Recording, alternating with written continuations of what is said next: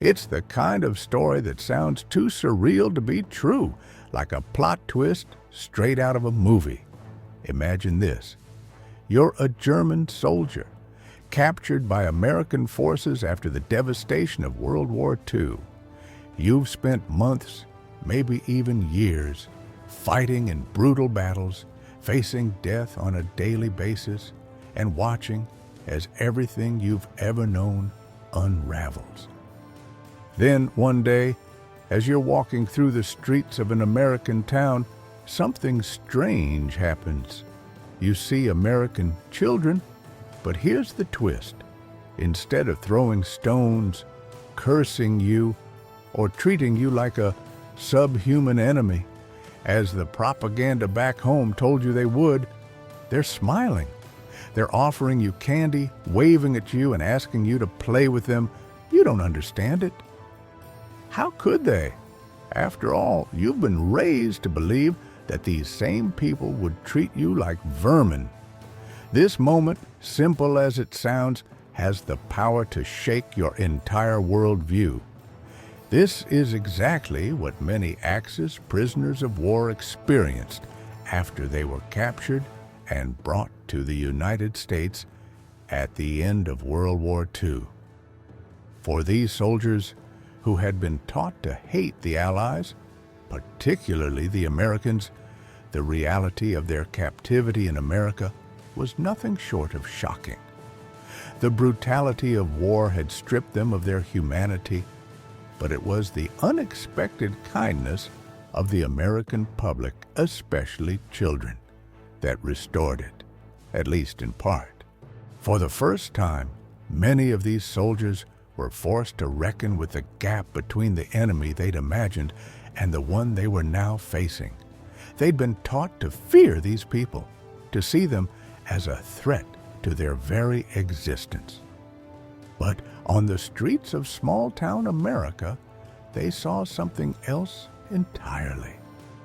So how did they react to this strange new reality?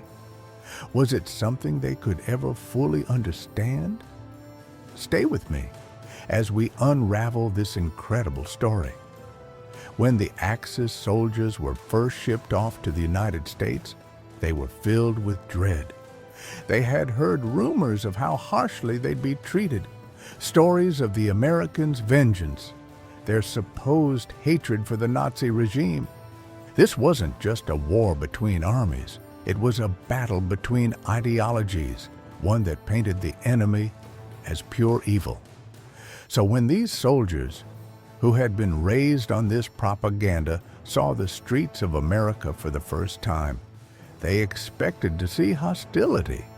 They imagined hostile crowds, angry shouts, maybe even violence. Instead, what they found was bewildering. For the most part, the soldiers were held in prison camps across the U.S., far from the front lines of battle, but not far enough to escape the echoes of their past actions. In many ways, they were caught in a moral limbo, trapped between the loyalty they'd sworn to their country and the reality of what they had done. Yet the real shock came when they were marched out into the towns where they were stationed. The Americans, particularly the children, seemed almost too friendly. These kids would run up to the soldiers, eyes wide with curiosity, not fear, hands clutching small gifts, chocolates, cigarettes, even flowers. And they'd ask questions. What was it like in Germany? Or, did you fight in the war? In some places, children would even walk alongside the prisoners of war, chattering away, sharing stories from their own innocent lives. It was like they had no idea that these men had once been their country's enemy. And for the prisoners, it was an emotional gut punch. One soldier, Hans Müller, who had been a member of the Wehrmacht, recalled walking with a young American boy in a small town in Ohio. The boy had asked if Müller wanted to play a game of baseball. The soldier, in shock, had to ask, "Are you sure?" The child had laughed and handed him a bat, saying, "Yeah, it'll be fun." Muller couldn't help but feel a sense of shame. For so long he had been told that this very boy would want to see him crushed. But here he was, being offered something as innocent as a game. What would have happened if the Americans had treated them as they expected, if they'd allowed hatred to fester and justified cruelty? Would the psychological damage have been worse than the physical toll of the war? And what did it say about the nature of humanity that in the midst of such brutal conflict, kindness could be the most jarring thing of all? But the truth is, not everyone was so welcoming. As surreal as it was, this kindness didn't last forever. It was one thing for children to offer candy, to smile and wave at men who, in their eyes, were just another group of strangers. But the deeper, more complex reality of what these soldiers had done in Europe, the atrocities they had committed, wasn't something that could be easily forgotten by the adults or the prisoners themselves. The reality began to set in for many of the prisoners of war when they noticed the difference in how the American adults treated them. While children saw only the uniform, the adults saw the war, the bloodshed, and the suffering caused by the very soldiers who now walked on their streets. It wasn't uncommon for the prisoners of war to feel a chilling coldness from the adults they encountered. In some places, the prisoners were made to feel like they were less than human, treated with suspicion, distrust, and even contempt. Some towns took it further, calling for stricter regulations on the prisoners, worried about the possibility of their re-education or the risk of them spreading Nazi ideals. One incident that left a lasting mark on several of the prisoners of war was when a group of them was taken to a public event, a 4th of July parade no less. The celebration was meant to mark American victory, and naturally, the prisoners were included, albeit as a reminder of the war's victory.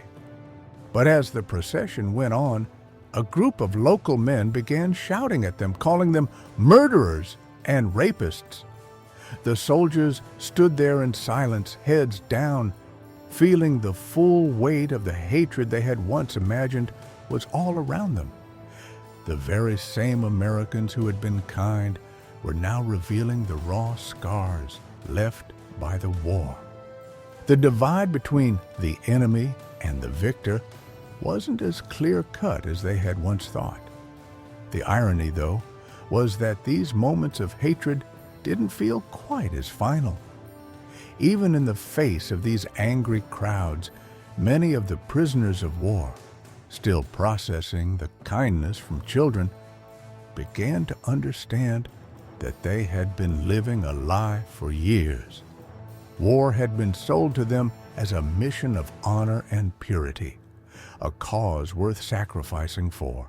But now, as they stood in these streets, facing both the dark legacy of their actions and the compassion of those who had once been their adversaries, they were forced to reckon with the truth.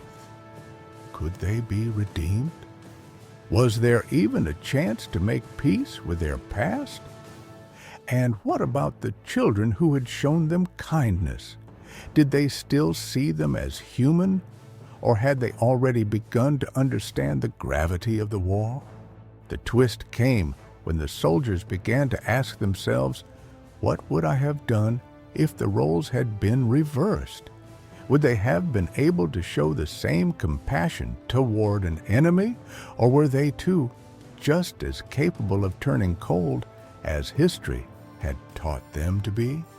The answers weren't so simple, but it was in this gray area, in the struggle to reconcile humanity and duty, that the real story of these men began to unfold. In the months that followed, something extraordinary began to happen. The prisoners of war Those who had once been the embodiment of the enemy started to change. It wasn't a sudden transformation, but rather a slow, almost imperceptible shift. For some, it came when they realized that the hatred they had carried for so long didn't feel as natural as it once had. The children's smiles, the kindness of the civilians, the way they were treated with compassion despite the horrors they had caused, it all began to chip away at the hardened walls they had built around their hearts. One soldier, Otto Weber, would later speak of his time in the U.S., recalling how he had seen the war as a necessary evil, something to be endured for the greater good. But as he spent more time among the Americans, something shifted. It was in the quiet moments when a local shopkeeper would offer him a cup of coffee or a group of children would wave from the sidewalk. He began to realize that the enemy wasn't a faceless evil force, but people just like him, caught in the same horrors of war. The prisoners of war didn't leave America as the same men who had arrived. Some returned home, broken by the war's violence and the unexpected kindness they had encountered. Others stayed in America, seeking a fresh start. The irony wasn't lost on them. In a land that had once been their enemy, they had found a piece of their humanity again. In the end, it wasn't just the American children who had changed them.